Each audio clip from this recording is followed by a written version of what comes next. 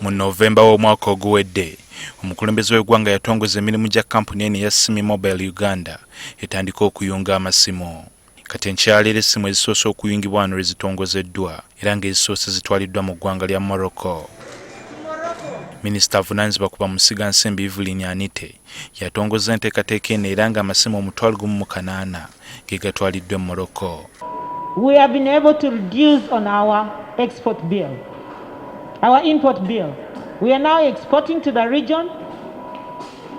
We are exporting not only to the region, but even beyond the region. Kampuni eno esangibwa mu kibangirizi ky'amakkolero e Namanve era ng'etutegeezezza nga bw'erina obusobozi okufulumya essimu ezisoba mu 2,000 buli lunaku. Balina ekirooto ky'okulaba nga buli kimu kibakozesa okukola essimu zino batandika okukyekolera wano. From step 1 after the last one.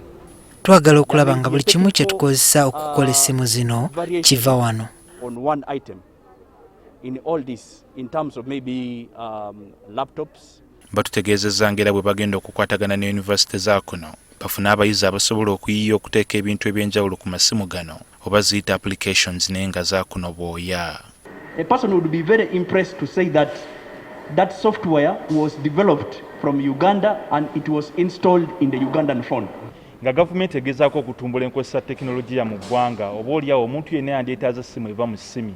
Akasimu kano akatandikibwako akatono kagula $20,100 so nga mwana wattu tutegeezeddwa nti kasobola n'okukozesebwa ku mutimbagano. Kitegeeza nti n'omuntu w'omu kyalo naye asobola okuba nga akakozesa. So nga n'abo abalinamu ku nsimbi tutegeezeddwa nti zino ez'okuseereza nazo zigulibwa ku muwendo omusaamusaamu bw'ogeraageranya n'ezo ziva ebweru w'eggwanga.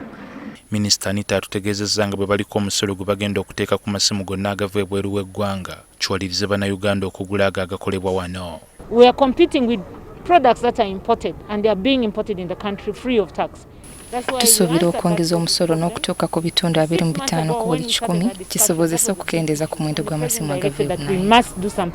So that's why we introduced the 10%, and I told you we are going to go further to 25%. Kampuni eno egamba mu ggwanga lya Morocco bagenda kutwalanga amasimu 1,800 buli luvannyuma lwa wiiki 3. And the demand is quite very interesting. N'amawanga amalala omuli Cameroon ne Congo nago gategeezezza nti gaagala amasimu. Cameroon has also expressed interest. Kuno okwabo bwe batunda amasimu 2,000 buli mwezi. John Cliff Wamala, NTV ku ssaawa emu.